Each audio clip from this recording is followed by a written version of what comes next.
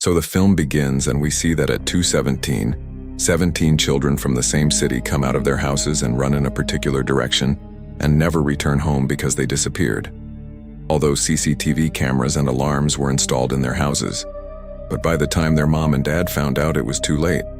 It was only through the CCTV camera that we came to know that the children ran away making the same pose, which is the pose of a plane, and the timing was the same 2:17.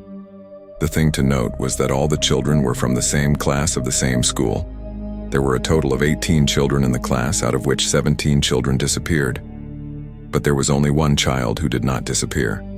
Now all these children were taught by a teacher named Justine. So first of all, she came under suspicion, and the second child who did not disappear was named Alex.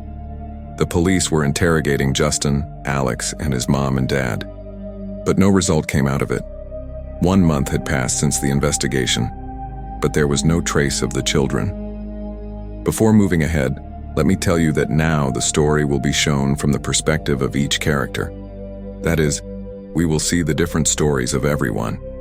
First of all, we see the story of schoolteacher Justine. When she went to school as usual, she was surprised to see that there was only one child in the class, Alex. The other 17 children were not there. Then soon she came to know that all the children had disappeared. Due to suspicion on Justine, she had to face the anger and investigation of the parents. But Justine was found innocent. But still, all the parents considered her responsible.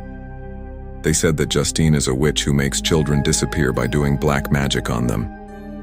Due to all these allegations, Justine started feeling very disturbed. That is why she started drinking alcohol.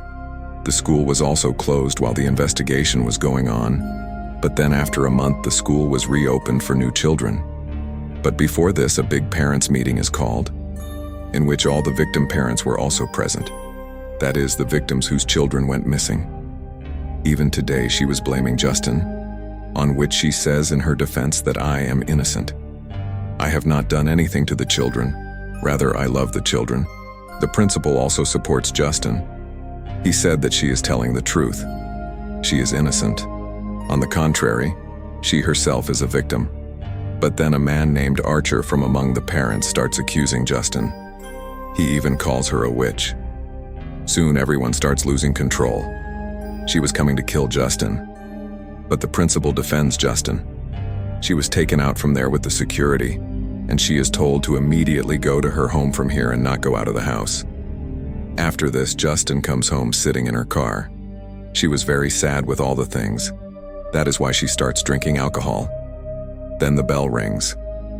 That is why she called out, "Who is it?" But there is no answer. So she goes and looks through the hole. But no one is seen outside. She felt very strange. She looked out of the window everywhere. Still no one was found. That is why she relaxed and started to leave. But suddenly there was a loud knock on the door. After some time, she gathers courage and comes out with a tool. She sees that someone has written a big witch on her car and ran away. The next morning, Justine goes to the police to report. During this time, she sees an officer who is Justin's friend. Then she goes to school. Then the principal tells her that it will be better if you don't come to school. The situation is very bad. Justine says, "So can I talk to Alex?" The principal explains to her that the parents are very angry. You saw it yesterday. So until the matter cools down, you should stay away from the school and especially the children. That is why she leaves from there, sadly. Sean meets her officer friend in the bar. Seeing the bandage on his hand, Justine asks, "How did this happen?" He tells that he got hurt during a strange case. Justine tells him that everyone is considering me a witch, and someone has also written witch on my car. Then the officer somehow improves her mood. The next day, Justine tells the officer that I think Alex knows something. We should talk to him. But the officer refuses her, saying that investigation is going on. Let them do their work, and you don't get involved in all this. Saying this, he leaves, but Justine does not listen and follows Alex, who is going home from school, and sees him going inside the house. Then she goes and rings the doorbell, but no one comes to open the door. She asks who is inside. There is someone, but there was no response. There was no sound either, as if there was no one inside. Whereas Alex had gone inside a while ago, and someone had also opened the door for him. That is why Justine felt something was wrong here. She wanted to know what was going on here. But all the windows of the house were covered with paper. Then she goes to the back side of the house through the other gate, where luckily a little paper was removed from one window. Justine now peeks through that, and it was completely dark inside the house and two people were sitting in the darkness. She got scared seeing the place. In a hurry, the shovel kept there falls down. Seeing this, she got even more scared. But even after this sound, no one comes out. That is why she peeks again, and even now, both of them were sitting like statues. She finds all this very strange, and she talks to the principal about this, that something is wrong with Alex's parents. Alex is in some problem, and you should check there from your side. The principal says that it is okay. I will take care of everything, but you please stay away from all this. After this, Justine goes to the store to get her rings, but she was completely unaware that a lady is following her. Suddenly she comes from behind, grabs Justine's hair and throws her down and starts threatening her by showing the bottle that you came home, right? Justine says that I did not do anything, let me go. But that lady was very angry and starts pouring drink on Justine's face. Meanwhile, the boy working in the store catches that lady and throws her out of there. Then she comes home and sleeps at night. Then she has a dream in which she sees herself going to school alone. As soon as she comes to the class, she sees that all the children were sitting with their heads down. It is 2:17 on the clock, and then Alex looks up and smiles strangely. He was looking very scary, like a joker, due to which Justin wakes up in fear. Then she tries to sleep again, but as soon as she lies down, she sees an unknown woman on the roof whose face also resembles that of a joker, due to which she screams in fear, and now she actually wakes up and realizes that she is dreaming within a dream. But the next day, Justine goes to Alex's house again and tries to talk to him, but Alex does not talk to her. He just says, "Don't follow me," and goes to his house. But Justine does not listen and goes and knocks on the door again. She says that I know you people are inside, so come out. But still, the door does not open. This time, Justine does not go, but camps outside the house, thinking that someday someone will come out of the house. But it had become night from afternoon, and no one comes out of the house. During this time, Justine fell asleep and she falls asleep. Then suddenly the door of the house opens. Alex's mother comes out with scissors in her hand and runs towards Justin in a strange way. But seeing Justin sleeping, she does not say anything to him. She just cuts his hair with scissors. Well, Justin's part ends here, and now we will see the next part from Archer's point of view. The same single father who was accusing Justin of being a witch because Archer's son was also missing, due to which he was very disturbed. Most of the time he just kept watching the same recording of his son and tried to find some clue. He kept visiting the police station to find out if there was any news of his son or not. The police also just said that the investigation is going on. If we find out anything, we will let you know. Then in the evening he goes to the parents' meeting. There he again accuses Justin, and even after the meeting, he does not stop following Justin. When she went to the store to buy alcohol. From there, he followed her till her house, and he was scaring Justin by ringing the bell and knocking, and he had also written witch on her car. At night when Archer was sleeping, suddenly his eyes open, and it was 2:17 at that time. Then he hears some sound. Archer thinks that it is his son. He starts looking everywhere in the house, but he does not see anyone. Then suddenly the door opens and he runs to look outside, and he sees his son in the distance, who runs away from him in a plane pose and goes into a house. Archer also goes inside the house and starts looking for his son everywhere. Meanwhile, he went to check in the upstairs room, where he saw someone lying on the bed who was his son. Archer asks him, "Son, where did you go?" But he does not answer, due to which Archer starts crying and says, "Son, forgive me. I was not with you. I could not do anything for you. I missed you a lot. I love you very much." Then the light fell on his son's face, in which instead of his son there was the same strange joker, due to which Archer woke up in fear. He also had a scary dream like Justin, but he got some clue from this dream. Now he goes outside and looks at the tower there. He remembered that in the dream, his son had run in the direction of the tower. That is why he takes the map and draws a line from his house towards the tower. Then he goes to the house of another parent whose daughter had also disappeared. He draws a line from their house too and marks it. He was doing this because the disappearance of all the children was connected. That is why, wherever both the lines meet, the house there will be. It will mean that the children have gone there. What was it then? Archer marks the intersection area, that is, where the lines were meeting, and goes to see that place. But then, on the way, he sees Justin's car. So first he goes to talk to him. Justine was filling fuel at a gas station at that time. When Archer came to her, Justine got irritated on seeing him. She said, "Look, leave me alone. I am not a witch. I did not make the children disappear. I am trying to find out who is behind this." Then suddenly she sees that the principal, whose face is covered in blood, is running towards her in a pose, and in no time he attacks her and starts strangling her.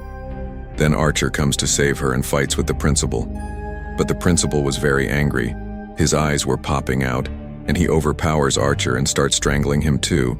And this segment ended here. We will see the next segment from the officer's point of view. He sits in his car and leaves for his work. During this, his eyes fall on a boy who was peeping into someone's house. The boy started running as soon as he saw the officer, but is somehow caught. The officer asks him, "Do you have any weapon or drugs, etc.?" The boy says no, sir, but when the officer starts searching him, the injection needle gets stuck in his finger. It was clear that he was lying, and it is revealed that this boy is a drug dealer and is roaming around with the drug injection in his pocket. The officer gets very angry at him and punches him hard, and immediately goes and applies the medicine on his finger. After some time, he wakes up the drug dealer and says, "Look, I am letting you go, but don't tell anyone, and now leave this city and run away from here. Don't be seen here after today, and if I see you again, then you will be in trouble." After explaining this, he let the dealer go, and now we come to know that the bandage on his finger, which Justin had seen and asked about, was the same injury which he was calling strange. After this, he went to meet Justin and then came back to his home.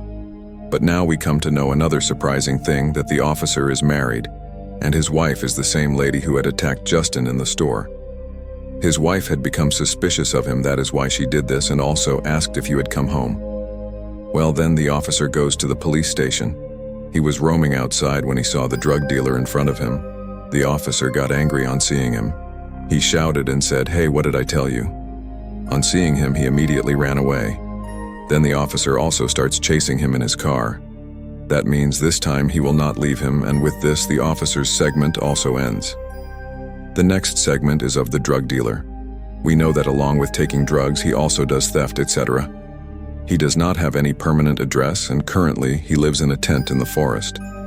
Now the officer had asked him to leave the town, but he neither went nor stopped his activities. Meanwhile, he reached near Alex's house. With the intention of stealing, he climbed up and somehow entered the house through the window. There was complete darkness in the house. He feels that the house is empty, and he starts looking for the things of his use.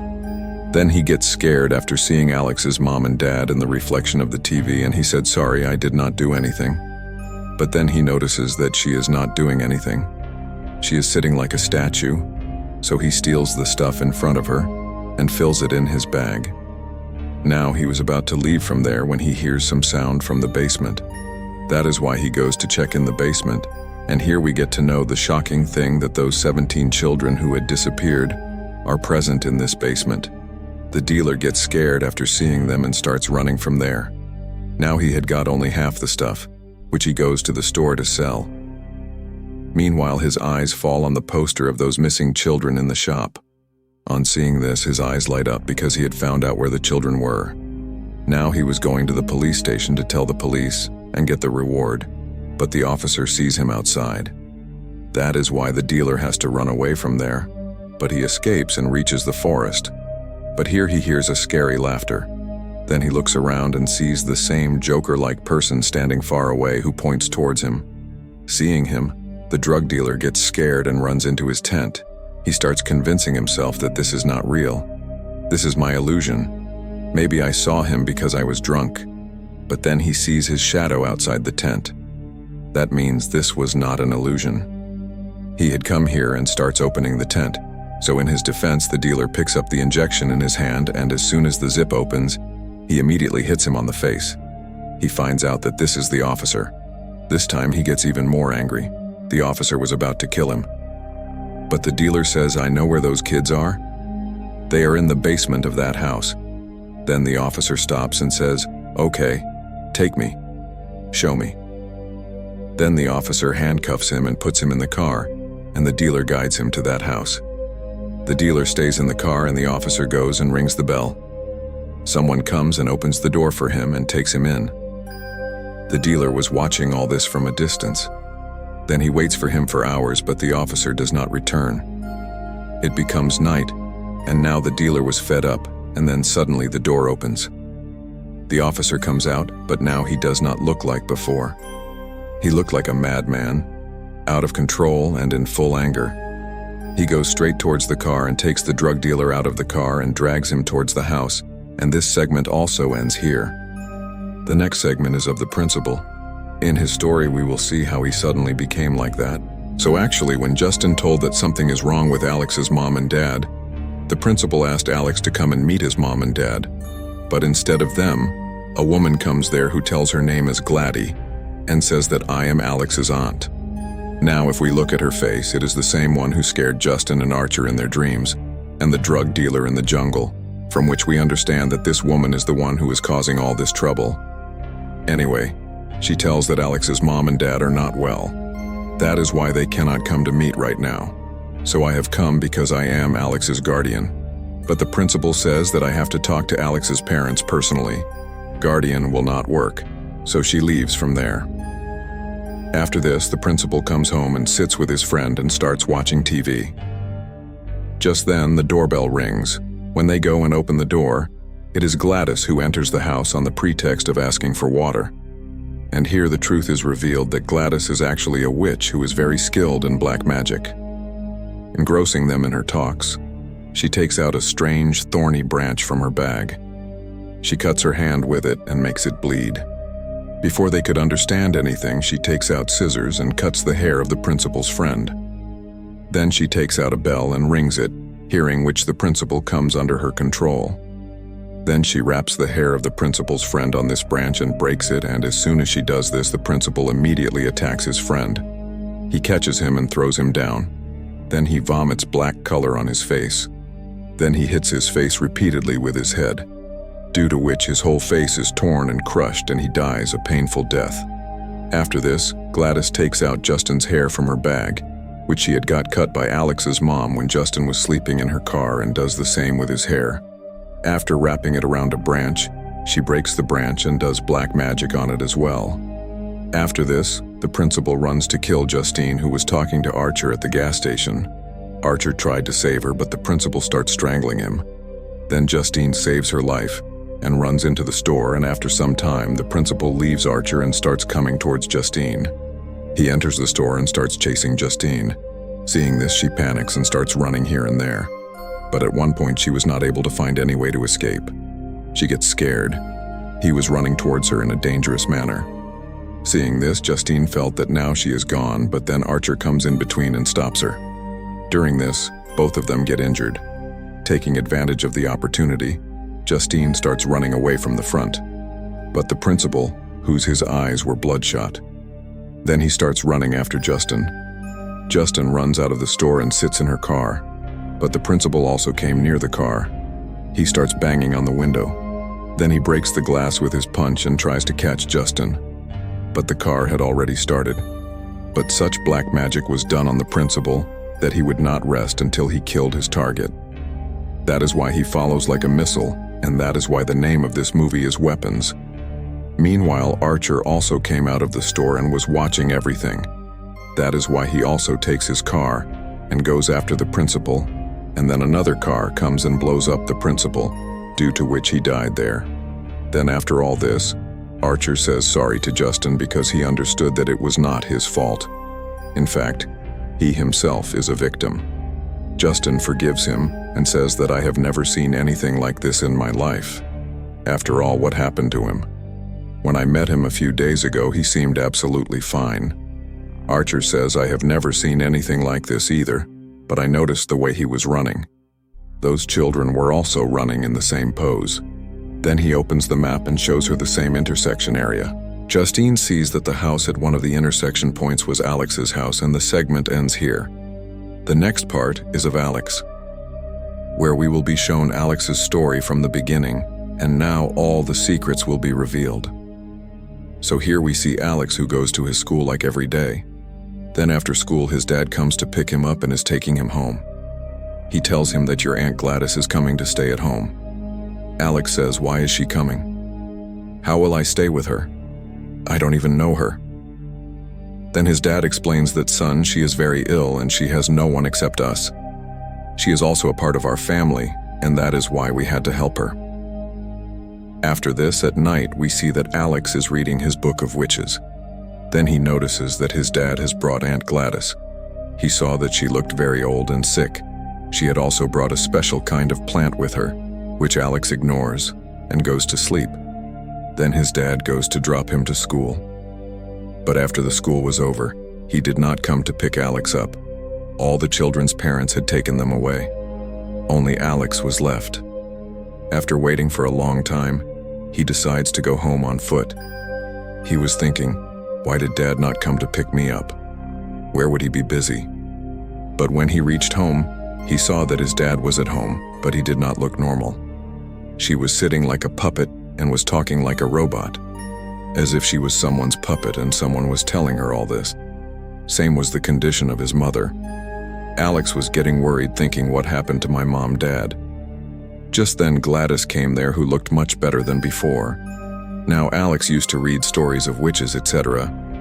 That is why he understood that she is a witch and she has done something to my mom, Dad. Alex splashes water on their faces to bring them back to consciousness, but it has no effect. Then Gladys says that she will not listen to you anymore. She will only listen to me. Then she shows him a demo. She takes the same thorny twig and wraps the hair of both of them on it. After doing this, she breaks the twig. Immediately after which, both of them pick up the fag kept on the table and start shoveling it in their faces. Seeing this, Alex gets scared. He asks her to stop all this. Then Gladys puts the broken twig in the bowl of water kept in front of her, which stops all this. Then she tells Alex that if you want your mom and dad to stay alive, then do not tell anything to anyone outside and do as I say. In this way, she starts using Alex as her puppet by intimidating him. He was doing everything as per her instructions, and every day he sees Gladys doing magic in front of that plant, due to which she was slowly getting better, healthy and young. But after some time, she again starts becoming old and weak. Then she tells Alex that if you do one thing for me, then I will cure your mom, Dad, and will also leave from here. That work was that Alex had to bring something of all his classmates with which he could control them by doing magic. Now innocent Alex had no idea about the danger. He agrees to do this also. Then going to school, he thinks which thing of theirs should he steal? Pencil, razor, sharpener, or any other thing. But this work was risky. Then his eyes fall on the name stickers of all the children. So he thinks that by removing these, only he can steal the name of the children. Then during the game period, when all the children were playing outside, he goes to the class and removes all the stickers and puts them in the bag. Then he goes home and gives all those stickers to Gladys, who uses them to do her black magic at 217. This way all the children come under her control, and in that pose they ran away from their homes and came to Gladys. This way she kidnaps all the children and locks them in the basement.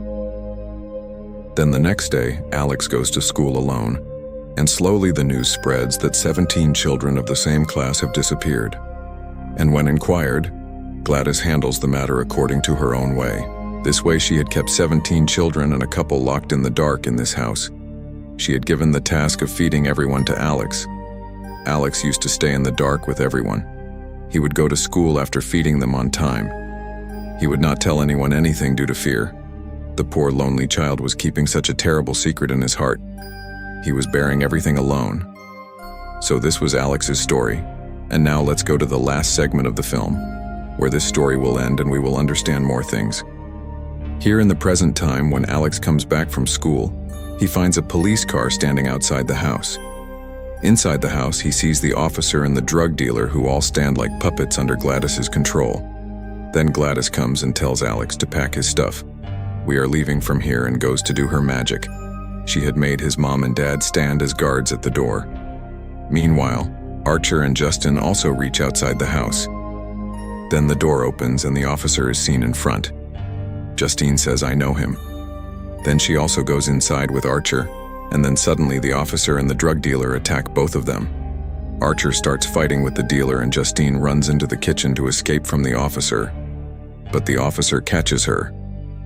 Justine tells him, "What has happened to you? Calm down." But he does not listen to her. Justine then gets a potato cutter in her hand with which she peels the officer's face so that he leaves her due to the pain. But she is surprised to see that it has no effect on the officer, as if he is not feeling any pain. His eyes were popping out with blood rushing to his head. He is strangling Justine forcefully. In self-defense, Justine shoots him in the neck, but even then he does not die. So she shoots him in the head, which kills him. Then she goes to Archer, where the drug dealer was strangling her too. Then Justine shoots him too and kills him. Archer goes to the basement where he starts looking for his son among the children. He does not find his child there, but finds Gladys, who snatches his locket and does magic and also controls him. That is why he goes upstairs and catches Justin. But then there is a twist in the story. Alex reaches Gladys's room while running. Here her black magic branch and wig are lying. Now Alex does what he had learned from Gladys. He wraps Gladys's hair around a branch and breaks it. Now Gladys' black magic works on him. All the children suddenly become his enemies and run towards him. Gladys runs here and there to save her life, but the children catch her and pounce on her all at once. They tear out her eyes, showing her her whole life. Then the children first break her jaw and then her whole body. After her death, Archer gets well and leaves Justin. Then he comes outside where all the children are standing surrounding Gladys's dead body, in which Archer finally finds his son. Justin goes to see Alex, who is hugging her mom and dad. But even after all this, no one becomes normal like before. They all live in this life state. Similarly, 2 years have passed since this incident, where some children were getting well, but the rest remain the same. Now, why did it happen that those children and Archer got cured? If not the rest, then I will tell you the reason. Now, as we know that Gladys was old and weak, she wanted to remain healthy and young. Now that black magic witch pin through which she controlled all of them and increased her life by their life war, due to which she started recovering, and in this way she used the couple and 17 children for herself. Alex's mom and dad became like living dead and did not become normal like before, because there was no life force left in them. Some children were recovering because till then Gladys had not been able to take their life force completely. Archer also got cured for this reason. This was because not much time had passed since he had come under his control, and thus all those poor people remained in this state forever, like a statue, or should we say like a living dead. And with this, the story ends here. If you guys like the movie recap, so please subscribe and hit the like button. I'll meet you in next amazing movie recap video.